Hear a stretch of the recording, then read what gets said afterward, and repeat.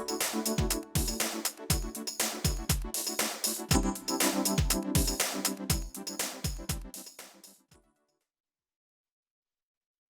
think is sitting down at the end. Good evening and welcome to the workshop for the Board of Mayor and Aldermen. It is December 2nd, 2021 at 6:30 p.m. I call this workshop to order.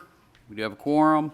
The prayer next Thursday night, and please note I did state next Thursday night, will be with Vice Mayor No.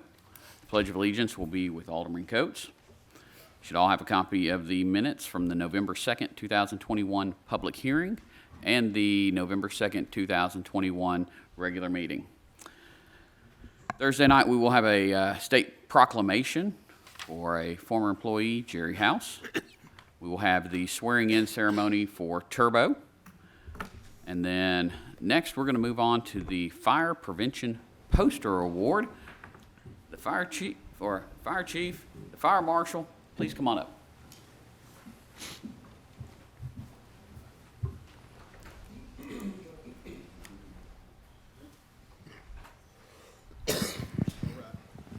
So each year we do a fire prevention poster contest throughout the city of Laverne. This year we had many submissions and one was selected unanimously. Life Safety Officer Kevin Douglas has that. This young lady is 13 years old and did a really, really good job spreading the message on fire safety and prevention. So this time we'd like to call Miss Lily Cushioning up here. I'd like to recognize her for her efforts.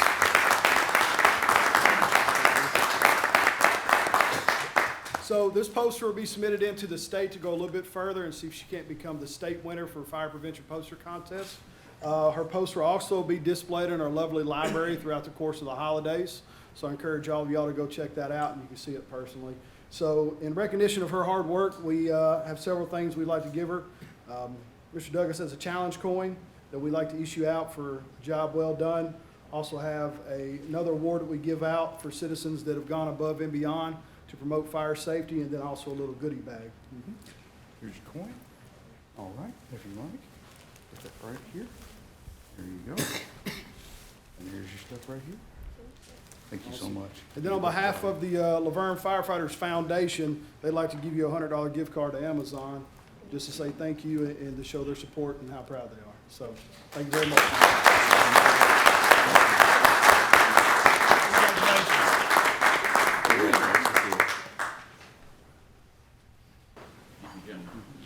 We see the poster. So, let me hop up here. We're going to move things a little because of some traffic. We did. Yep, we made it. Wonderful. Come on up. Board, seems like every other month I'm coming up to give a badge out for promotions or new hires, and that's always an exciting time, so thank y'all for giving us this opportunity. We're going to promote tonight Mr. Colin Marquise from firefighter to engineer, driver engineer. It's a great promotion. I can tell you in the last 3 to 5 months, this gentleman with probably 5-7 years of experience has taught me a lot about pump operations and fire truck evolutions that I've not learned in 29 years. It speaks volumes to his knowledge. So if you are willing to take this position as engineer, is this your father? Allow him to pin that badge.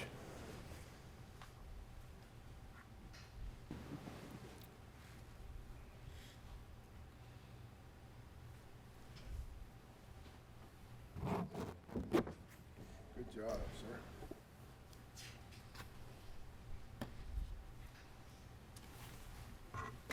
No ouchies. Congratulations, Colin. Thank you.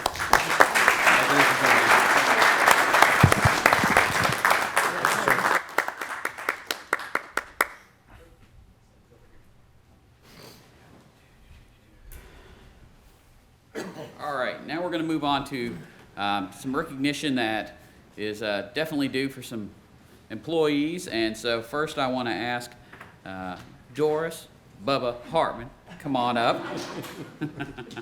Sorry, I had to. So now, come on over here. We want the camera to see that pretty face. Oh, God.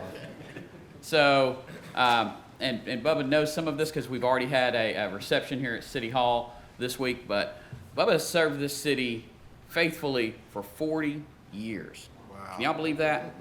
That is absolutely amazing. So this is a certificate of appreciation for your 40 years of service to the city of Laverne. We thank you for your dedication and commitment to our citizens. You're a valued member of our team, and you are. And we appreciate your efforts. Appreciate it very much. Thank you, sir.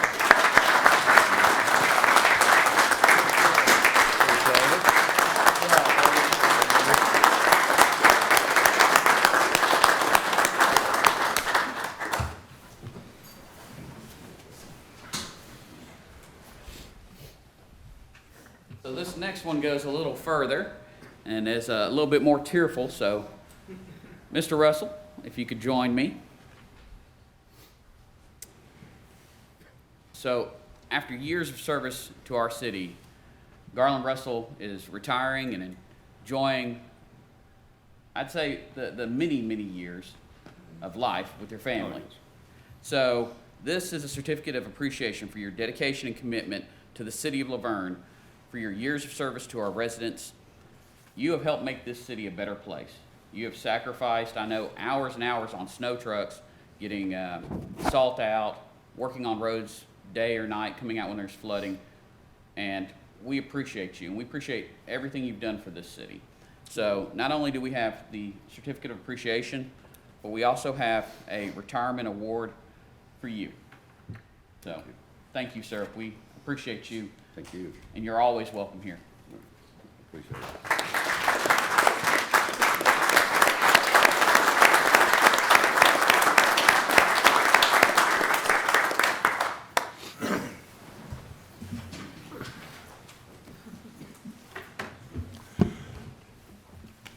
Mr. Mayor, who's going to be up here at budget time bumming equipment if Garland's not going to be around? I'm sure we have many people who will step up for that. So we will, on Thursday night, have the departmental reports, and then we will move on to old business. First, we have second reading ordinance 2021-31, an ordinance to amend the fiscal year 2021-2022 general fund budget. This is second reading, and does anyone have any questions on this? Moving on to second reading ordinance 2021-32, an ordinance to amend the fiscal year 2021-2022 stormwater fund budget. Does anyone have any questions? Second reading ordinance 2021-33, an ordinance to amend the fiscal year 2021-2022 water and sewer fund budget. Does anyone have any questions? Seeing none, we're going to move on to the consent agenda. First few items is to approve city bids and purchases. Ms. Felicia. The first one we have is the citywide uniform bid. We had two different vendors. I did a spreadsheet for you all showing you what it would be. The cost has gone up quite considerably. But does anybody have any questions on that? This No. is a 5-year contract. Not so much a question, but a comment. Yes, This does include in there a shorts provision if that's adopted. if that's adopted. With the personnel policy that's coming. Yes. You stole my thunder. No, there is a provision, if, No, I'm going to be positive when it comes. Bruce, Yes, it will be coming. okay. not my problem. I know. The only problem I've got is, we'll have to add that to it, but that is in there. As to the price, it'll just depend on how many go to that program. The second one is the police department uniforms. We had several responses, but the best was CMS out of Nashville. And of course, that's good for us because they're close by, can get things as quickly as they can. Now, I'm gonna just be honest, it's been hard to get a lot of clothes this year with the shipping and waiting for things to be on back order. Do we have any questions on those? The next one is going with a Sourcewell contract purchase for auto parts. It's Napa, but they do DBA as Quality Auto Parts here in Laverne is who we have been using, and they've got the contract. We would like to continue with them, No problem. okay? And then now is our time for the citywide fuel bid to be up. Now everybody's gonna be in a tizzy because probably new cards for every vehicle. But it will still be with WEX, but we'll be saving money because we'll be on the state contract instead of Sourcewell. Because the state got a better rate, and we can We go can off of that piggyback one. that. Wonderful to hear. We kind of laughed at, some of the wording was Washington State too, but the state of Tennessee adopted it, so it's legal. We checked it out. Any questions? Thank you. Moving on to B, ratify approval of grant contract with the State of Tennessee Department of Finance and Administration, Office of Criminal Justice Programs for Coronavirus Emergency Supplemental Funding. This is coming before the board to ratify. The application date was November 8th, 2021. So this is something that could not wait for the next Board of Mayor and Aldermen. And this is a grant for $75,000, and $72,500 of it will go towards salaries and benefits and taxes, and then the other $2,500 will go towards COVID supplies. Does anyone have any questions on this? Moving on to C, ratify approval of a retainer agreement with Brandsetter and Stranch and Jennings, PLLC, for representation in the lawsuit relating to the opioid crisis in Tennessee and any other opioid-related lawsuits filed on behalf of the city of Laverne. This is just the retainer agreement with BS&J to represent the city in the ongoing opioid lawsuits. Again, this was due to time constraints. We couldn't wait for the next board meeting, so this is before us to ratify. Any questions? Moving on to D, approve the meeting calendar for 2022. Should all have a copy of that. Is there any questions? The only thing I will ask is, Bruce, were you able to incorporate in, I know we had discussed at Planning Commission last night, adding on about 4 meetings for the Planning Commission as we're working through updating the zoning ordinance. Yes, sir. Kyle and I talked about that today, and actually, we already had 3 for January, February, and March already on the calendar. We thought maybe we ought to wait and see if it's even needed by that point. And if it is, we can still advertise a special date. If not, then we, won't have anything to lose. So we do have 3 already scheduled, and if we need more, we can certainly schedule them. Not a problem. And then you should see on your summary sheet the different times where we have either a back-to-back meeting or due to a holiday or an election, meetings had to be shifted over slightly. Does anyone have any questions about that? Seeing none, we're going to move on to E, approve Parks and Recreation Facility Use Agreement with Julianne Holbrook for a Zumba program. Does anyone have any questions about this? Seeing none, we're going to move on to F, approve a Parks and Recreation Facility Use Agreement with Jacqueline Dixon for a jazzercise program. Does anyone have any questions about this? Moving on to approve agreement with CSJ and Associates, LLC, to share in costs of infrastructure improvements for a trailer storage facility on Dick Buchanan Street. This, actually, Alderman Coates, I'm going to let you speak to this because I know you had a huge hand in this. Certainly. We had an applicant come up to present the Planning Commission about having a trailer park for tractor trailers put onto the street, and there was no buildings on the plat positioned, and my concern was the amount of traffic being put onto that street and in time the issues we're going to have with the traffic light and the junction on Mosborough Road. So I asked the applicant if they would be interested in putting some fees towards that junction. And after some negotiation, they come back and they agreed to give the city $25,000 towards that junction for a later date as the city chooses. That's where they will be coming in and out with the trailers and stuff? Yes, but that'd be, so on the Murfreesboro Road junction, so where the traffic light is. Murfreesboro Road Junction. Correct. Yes. Because that's a heck, as an ex-truck driver, I can tell you that is one heck of a swing. Sure. It's just that with the way they presented their plans, there's no buildings, therefore there was no real impact fees. So, you know, but they could put more track trailers on the road, so I just, as Mr. Cope tells me, you can always ask for money, they can say no, but in this time that they handle it appropriately, and we put together an agreement, and they've agreed to donate the $25,000 to the city for that junction. Wonderful. Any other questions? And Evan, you have reviewed everything. Yes, sir, that's right. And this agreement that's before the board tonight is one that I prepared along with Alderman Coates. And one thing to note on this is that the zoning for this particular use is not up for debate. The zoning is actually, it's zoned properly. This is just with respect to the site plan use, so, yeah. Will they, how will they do that? Cut that bank back on one side, move that pole on the other, get rid of that curb? That's for our staff to determine.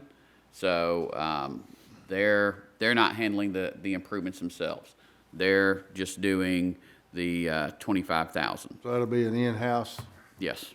The Murfreesboro Road intersection right there, that's state highway, that would be all in the state engineer, on that, the Murfreesboro Road. Correct, it would be a combination of state and the city working together. Phyllis, would this be put into a special line item as it's earmarked? Okay. Thank you. Any other questions? Moving on to H, approve amendment to the engineering services agreement with Griggs and Maloney Incorporated for the water treatment plant and water distribution system SCADA upgrades project. Good evening, Mayor, Vice Mayor, Aldermen. I hope you all are doing well this evening. I appreciate your time. This amendment request will allow us to continue providing engineering services related to the water treatment plant and distribution system SCADA upgrades project. We have completed the Phase 1 engineering services from our engineering proposal or our original proposal, which included conducting a request for qualifications process to evaluate and select a SCADA integrator to partner with throughout this project. The SCADA system is pretty technical and kind of in its own industry, a specialized area. We feel that partnering with a qualified SCADA integrator up front will be the most cost-effective and efficient through the design process and the construction, and ultimately ensure that the end product best meets the city's needs. An evaluation team reviewed all of the RFQ responses, and we concluded that MR Systems was the best fit SCADA integrator. David Foster with MR Systems is here tonight, and he'll be speaking next. But this particular item is for the Griggs and Maloney portion for our phases 2, 3, and 4 that was in our original proposal that was approved prior. Just kind of, we're now to that point to move on to these portions.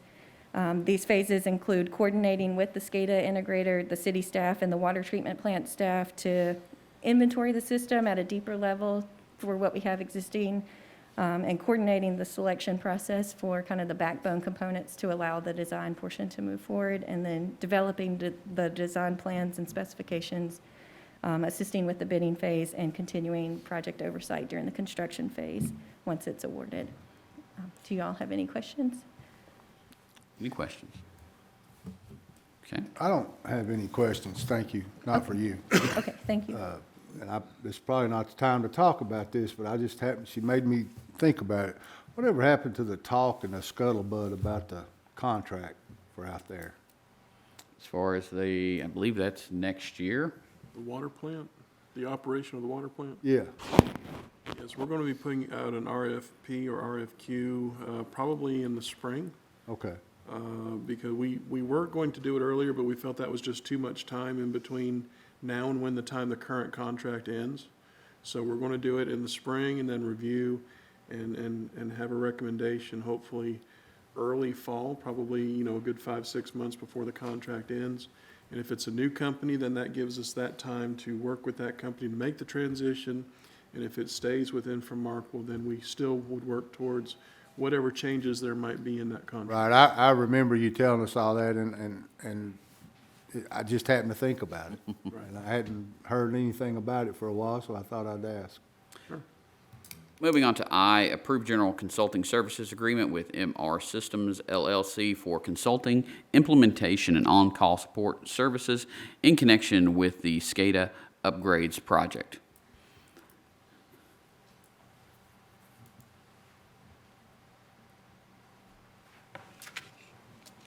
Good evening, Mayor, Vice Mayor, Aldermen. My name is David Foster. I'm with MR Systems. I've met a few of you this evening, and I appreciate that. I just wanted to thank you for the opportunity to present this proposal tonight for our instrumentation and controls engineering and design consulting services agreement related to the work at the water treatment plant and the distribution SCADA upgrades project that Jamie mentioned.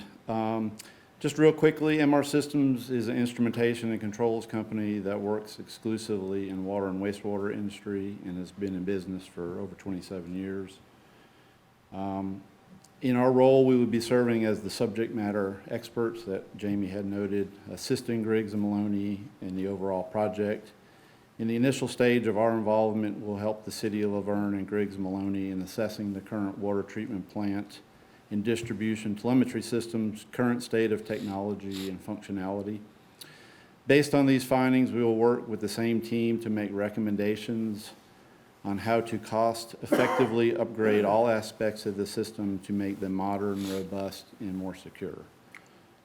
Also, we will be providing engineering and design consulting services to also assist Griggs and Maloney with the development of the construction contract documents, technical specification, and plans to be submitted to TDEC for review and approval, and development of budgetary costs. So, Is there any questions? Thank you, sir. thank you very much. Have a good evening.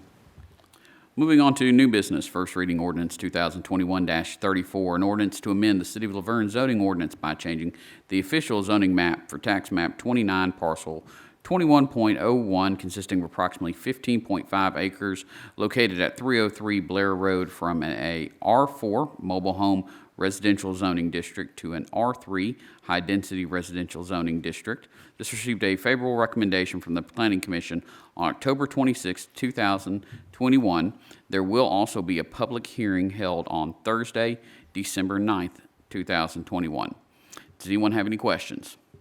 I do, as a representative here from, Do we have a representative of this project here? We do not, so if there's anything either staff or Alderman Coates or I could answer from at least a... well, I appreciate your all's questions that you did on the Planning Commission. Some of the questions that I wanted to talk to somebody, and I have to say, I'm a little surprised that they don't have a representative here, so that automatically puts a negative taste in my mouth, but I don't see that any company like this would come before us asking for this, and I'm just wondering, if this does not go through, what's their plan for that property? What they submitted, at least in the Planning Commission, and this is in your packet, was the concepts for both, basically for the property under both zonings. And let me see what page this is of the, it's got a page number. It's page 144 of your packet. Bless you. So if this doesn't pass for the zoning they're wanting now, then I'm to assume that they're going to go ahead and put mobile homes in there. That's correct. And if they put mobile homes in there, then they're gonna have to run sewer to each individual mobile home. Is that correct? Yeah, they'll run sewer once if they do the mobile home, if it stays R4, because they'll just have to go across Blair Road and connect into the sewer that's at Portico Place. But yes, they'll be expected to run sewer. And I also wanted to ask them if the pictures that I see here are the exact type of townhome that they're going to build, or are these pictures just for? That I don't know for sure, but Kyle, could you reach out to the applicant and ask them to attend Thursday's meeting, that the board has questions for them? Yeah, we'll let them know, but to somewhat answer your question, if it's zoned R3, even if they show you any type photo they want or that you ask for and they say that's what they're gonna do, they're still not held to that photo unless you do a PDR, so just keep that in mind. That's what I thought. Yeah. Any other questions?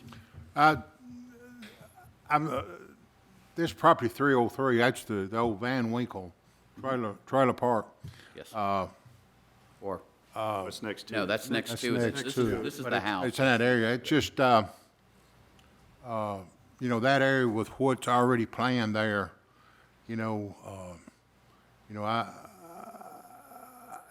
just hard for me to rezone anything over there other than single-family homes, because I'm from the old bunch, and, we kind of, years ago, kind of, going to keep that area as single-family, which, this board is changed a good part of that, but, I just want to stick with, I believe it ought to stay, what it is, or a single family.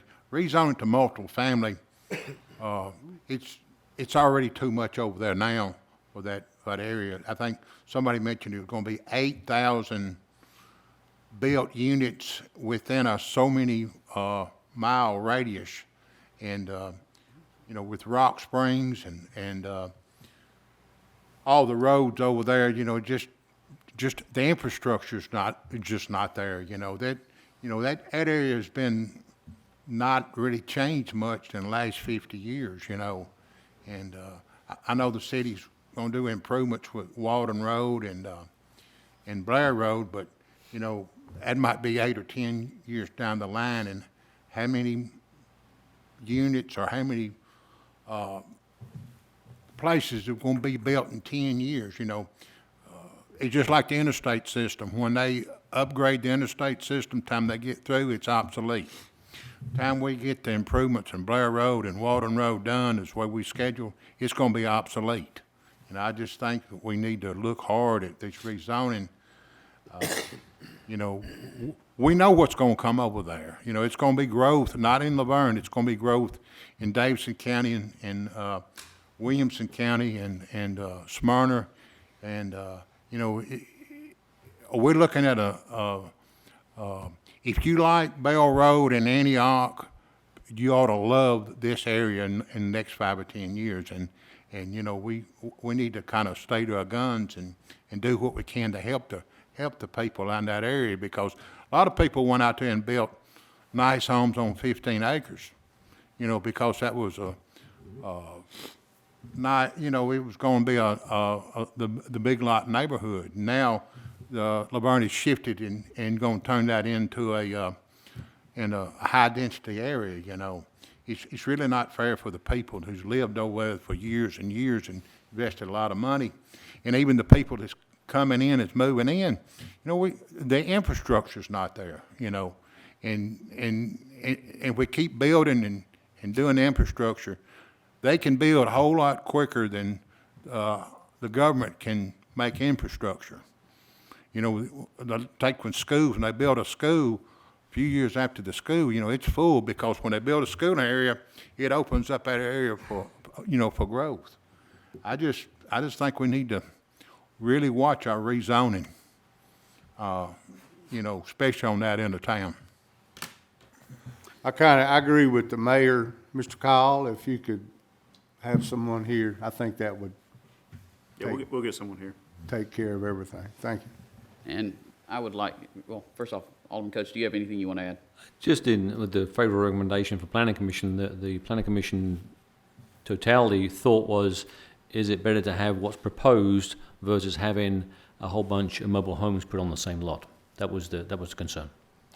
Well, I'll take it a little bit a step farther.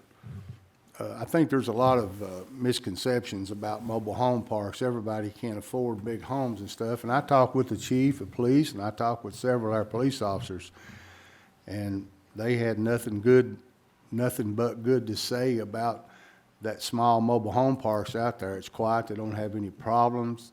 I talked to people in the community, there's very few children out there. Not to say that wouldn't change with a big mobile home park, if that's what the developer decides to do. So, but there again, we could sit here and talk about this all night, but I'd rather talk to the developer, and that way kind of get the, go the head of the creek and get the best water. Mr. Brown, the density, as far as the number of units, are they similar in these two zonings? At least what was submitted as concepts? I'd let Bo probably answer what the density was, or as far as how many units, but I think there was gonna actually be less units proposed with the townhomes than it would be with the mobile homes. Mr. Logan, can you step up to the microphone and just weigh in on that, please? Good evening, Board and Mayor. The two concepts were not, in terms of density, vastly different. R3 will let you go to about 14.2 units per acre. 14.2 or 14.3. So, of course, R3 allows all types of multifamily, including condominiums, apartments, townhomes. But yeah, 14.3 would be, that's what they're basing their density off of here. I think total mobile homes was maybe on the legend. It is. 118. I was gonna say 100, yeah. 118. Okay. Thank you. Thank you. Thank you, Bo. Moving on to first reading ordinance 2021-35, an ordinance to amend the Laverne Municipal Code to establish a fee structure. Should all have a copy of that in front of you. And I know this is something that we have been talking about for a while, so that we can review the fees with each budget year. This way we don't get into situations where we go years or even decades without reviewing and revising our fees. So does anyone have any questions on this? No questions, but I want to commend Phyllis, man. She's got this thing down to the penny. That would be Kyle Brown. No, Okay, I'm sorry.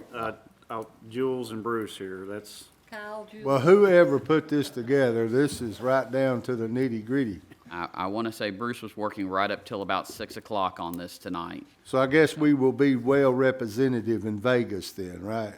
yes. Well, good job, whoever. Moving on to first reading ordinance 2021-36, an ordinance to amend the zoning ordinance to refer fees in the zoning ordinance to the fee schedule that will be established by the Board of Mayor and Aldermen. This received a favorable recommendation from the Planning Commission on November 30th, 2021. Does anyone have any questions on this?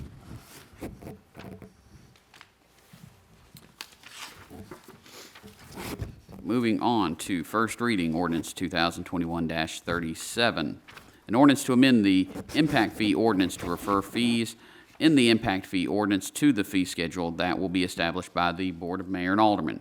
Does anyone have any questions? I thought that was something that we did back when we raised it and we talked about it, and that was already a done deal. It was discussed at the planning retreat that it would come before us with the fee schedule. So now that we have it and we're establishing it, then these ordinances basically pull the numbers out and make reference to the fee schedule. So everything points to that fee schedule from there on Anything out. to make me sound bad, ain't it? I can't remember all that stuff. I try to. Not a problem, sir. Not a problem. Moving on to appoint or remove board and committee members. First, we have the Board of Zoning Appeals. We have one term vacant. That was Jim Hessman, who resigned. This will be has been advertised both on Channel 3 and via social media. At this point, we don't have any applications. So if we don't receive any by Thursday, we'll remove this from the agenda. But if you would like to apply, please feel free. Moving on to the Laverne Housing Authority, we have one term that expires expired on the 30th of November. That was Deborah Balthrop. She does wish to remain on this board. Moving on to the library board, we have one term vacant. We have 2 terms that expire on December 31st. We do have where Brianna King, who no longer lives in Laverne, has resigned from the board, and that has been advertised on Channel 3. We do also have 2 terms that expire. Of course, Alderman Waldron's and Glenn Green's terms will expire. Alderman Waldron is eligible for reappointment, but unfortunately, Glenn Green cannot be reappointed due to state laws governing library boards. So we will need to find a new member to appoint to that board. This position will not be on the agenda for Thursday's meeting. For the one current vacancy that we do have one applicant, Martin Burgess, and his information should be in your packet. What does that mean, he can't be? Due to state law, we cannot reappoint him. So you can be appointed to that board, I believe, twice. And then after that, you cannot be reappointed, and that's just state law. So someone else will apply to be on that board, whether it's staff, whether it's someone in the community, but someone will apply for that and go from there.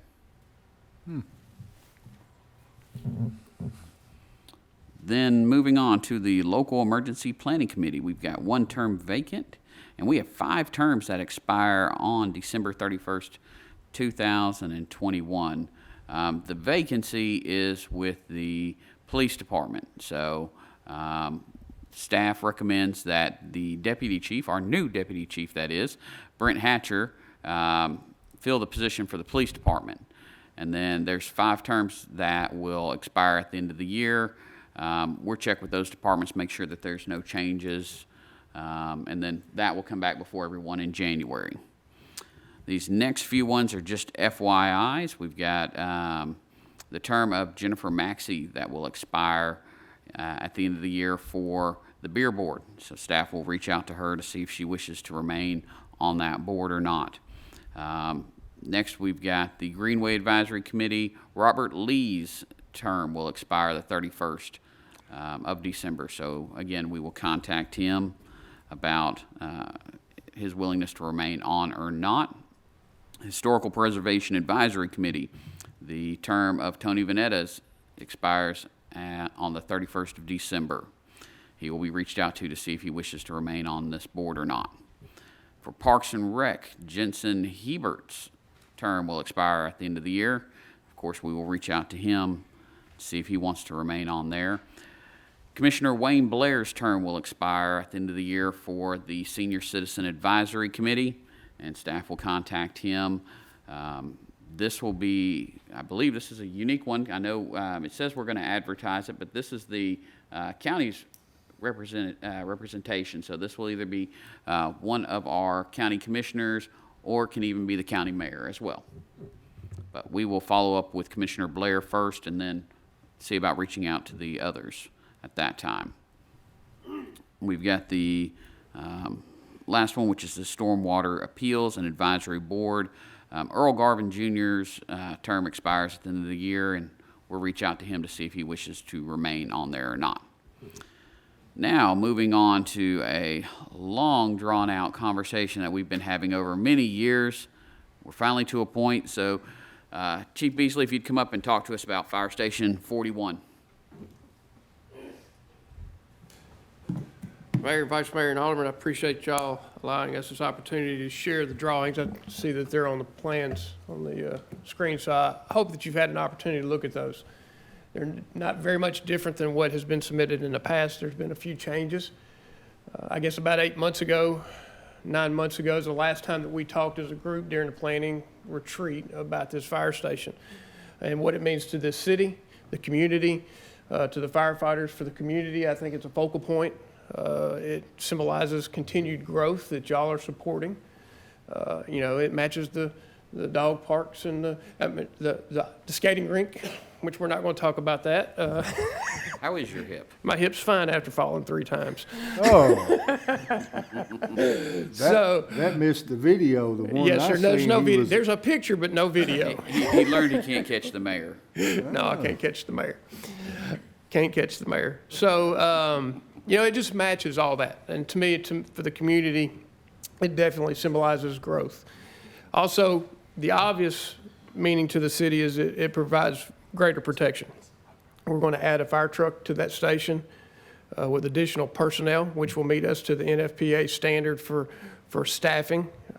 When we arrive on the scene of a 1-story house fire, we'll at least meet the minimums at that point for a house fire.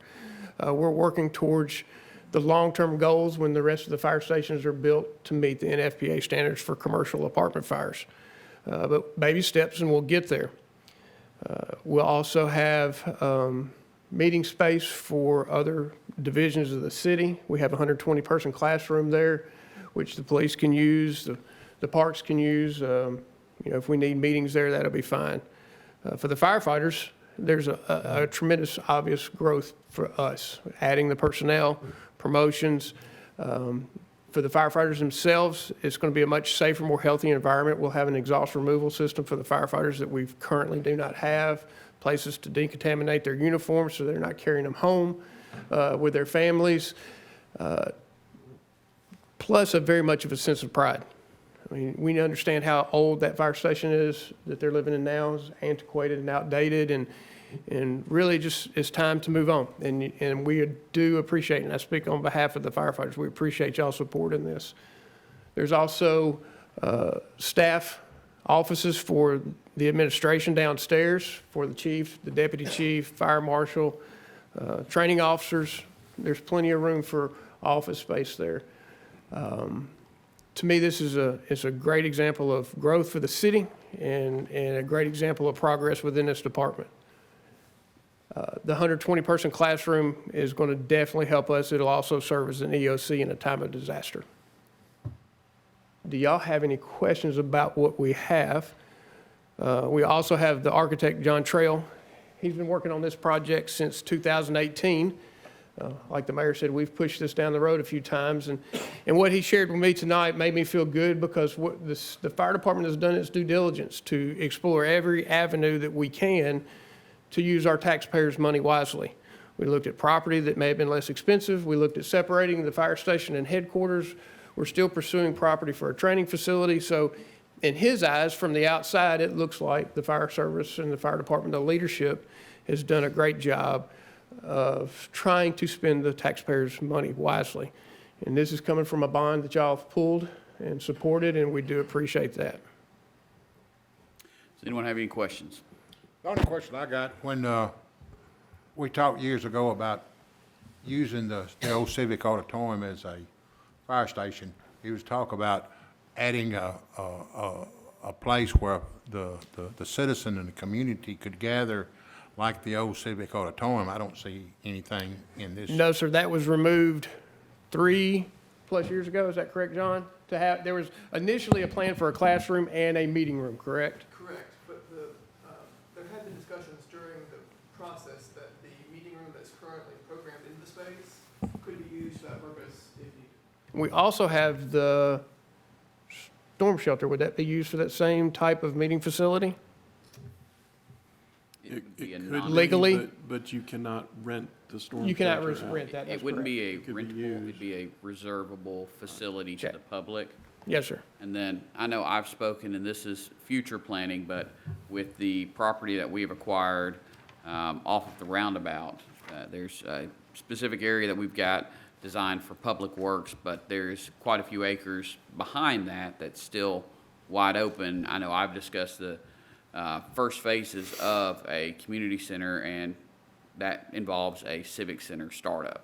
And then you add on to it to build out that community center over time. But that's for, of course, our planning retreats and our capital spending later on. A couple of questions. Yes, sir. Gentlemen. So with the budgeted and planned widening of Old Nashville Highway, Yes, sir. has that been built into this so the building is far enough back from? Yes, sir. As far as my understanding, our former city engineer had looked at those. We know that there were some concerns with our aprons coming onto Old Nashville. John, can you speak on that? If you would, John. John, can you come up, please? From the previous plans that y'all have seen, this plan here shows, the main body of the building is that kind of dark blue block, and it has been actually pushed further back and slightly to sheet west in order to further accommodate Okay. that widening. Then my other question is, I don't see any detention area for rainwater runoff. Has that been calculated in this?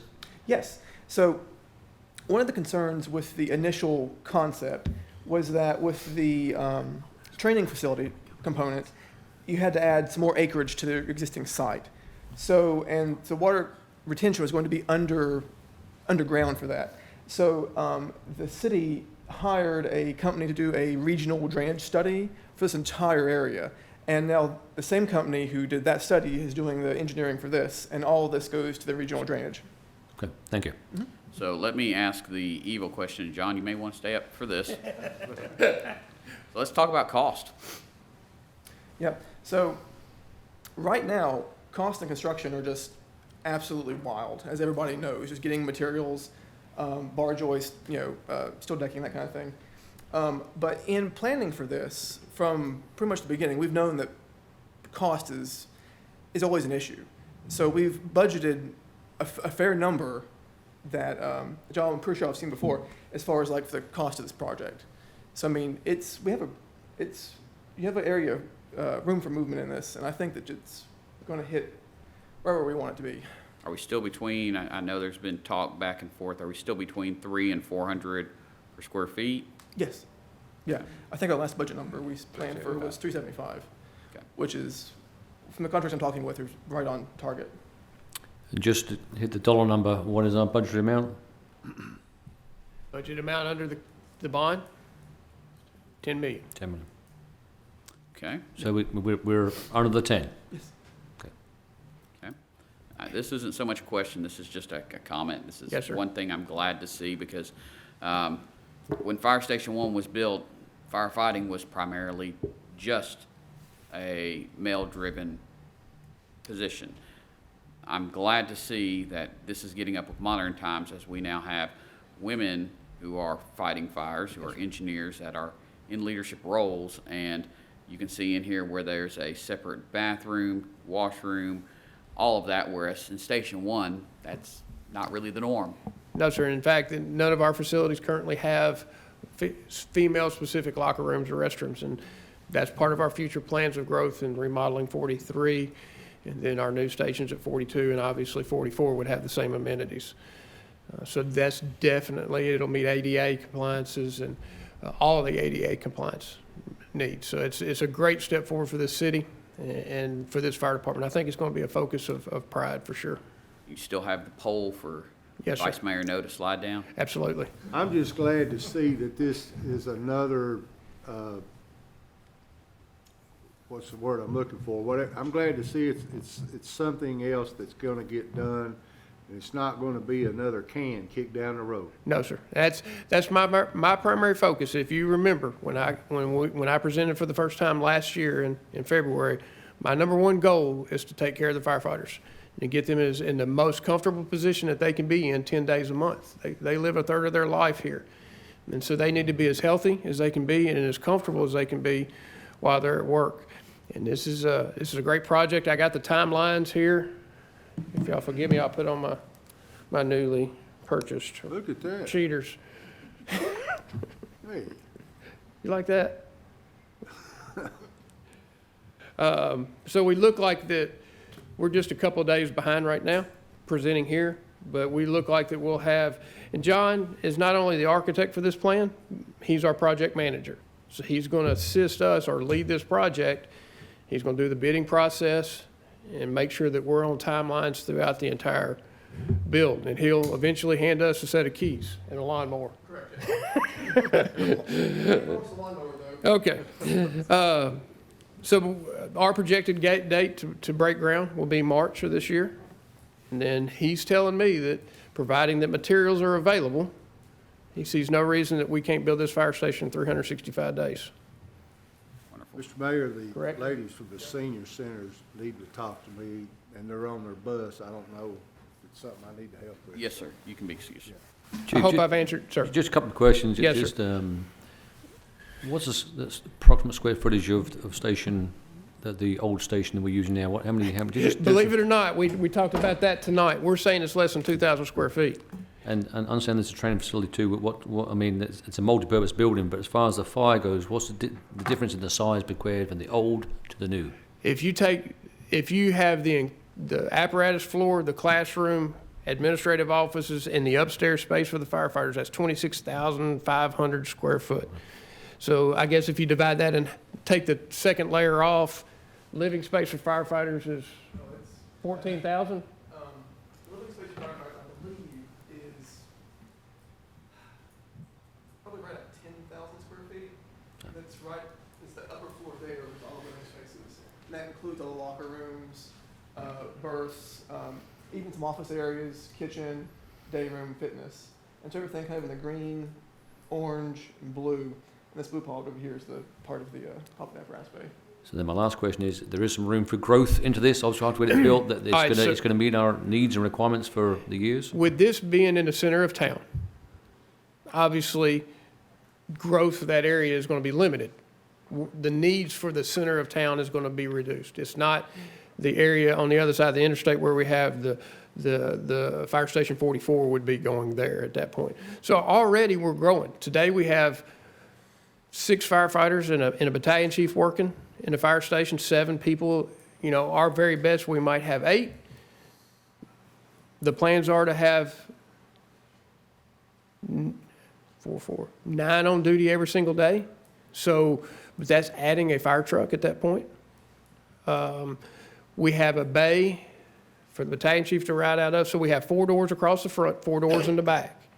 So we have a battalion chief's bay for the car to go out, 1 for the engine, which carries the hose, 1 door for carries the truck that carries the ladders and personnel, more importantly. Then we still have an extra bay to the side of that. And then, of course, with the battalion chief's car, we can run out the back. And then with that other door, we can put anything we need to. So some of the conversation that has happened in the past is cohabitation with Rutherford County EMS. And that would allow for sleeping berths for 13 personnel. So in my experience, I can't see us having anywhere close to more than that. There's no possible way that being in the center of town. If this was on the outskirts of the city and there's growth and growth and growth continuing, I could say we might need to be a little more robust, but I believe this is going to meet our needs for years and years and years. Appreciate it. Thank you very much. Long No, time thank you, coming. sir. Great to see you. Appreciate it. Thank you, sir. Real quick, Chief, you mentioned about the cohabitation with Rutherford County EMS. Has there been any discussions with them as far as partnering with us on any of the cost? No, sir, because right now their request that we discussed was in that fire station 44 over by the elementary school. So right now, we've not talked a whole lot about that, but, you know, maybe at that point, if we have the station constructed, it'll be a partially share of utilities or something, you know, whatever those are. Okay. And then, John, I'm going to hold you to that 10 million. I've done the math on that square footage, so.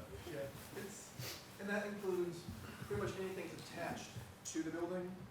And so you have, you know, fixtures and loose furnishings beyond that.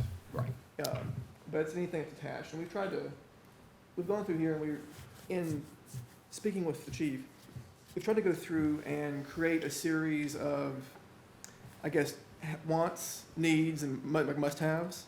And we're also going to go through and do like add alternates to the bid, basically. So if there's one item particularly that you'd really like, the department would like to have, well, okay, we do an add alt to the bid, and that way you know exactly what that item costs.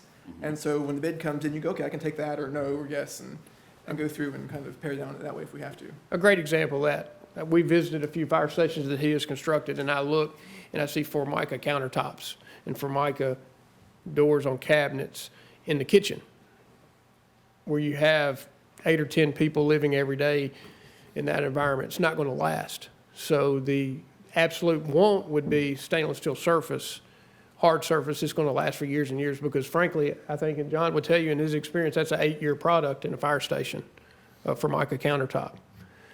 So those are the alternate items that we're looking at. And that's an example of basically planned obsolescence.